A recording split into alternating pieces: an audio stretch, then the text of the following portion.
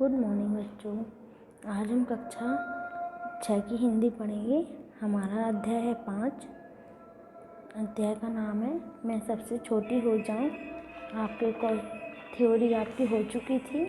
अब है आपके टिक द करेक्ट। सही विकल्प चुनना है आपको।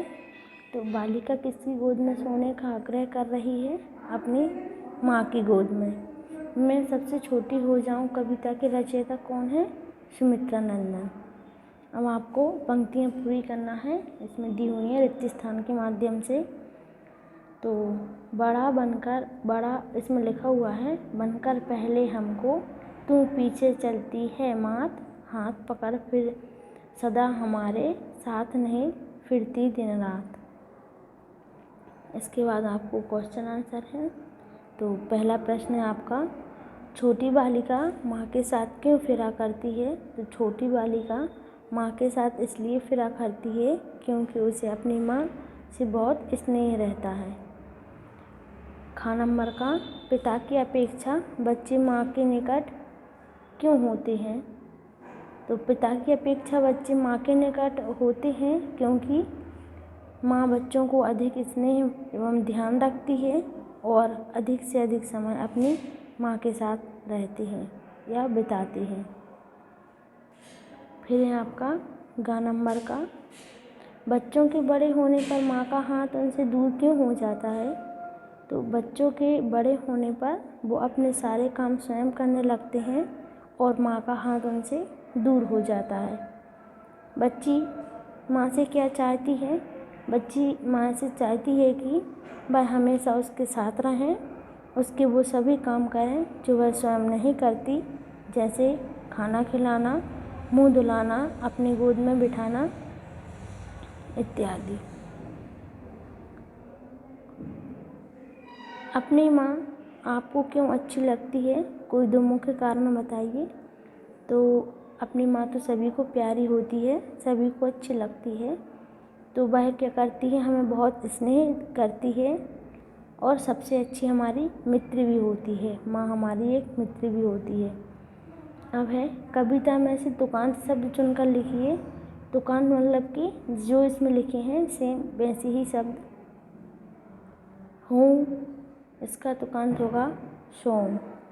चलती चलती, साथ हाथ, खिला पिला, मात रात, गात मात। नीचे लिखिए शब्दों के दो दो अलग अर्थ बताइए। तो खिला को खिलत भी बोलते हैं और खिलाड़ी भी बोलते हैं। स्नेह का प्रेम और लगाव, आंचल का साड़ी और किनारा। अब आपको दो पर्यायवाची शब्द बताना है।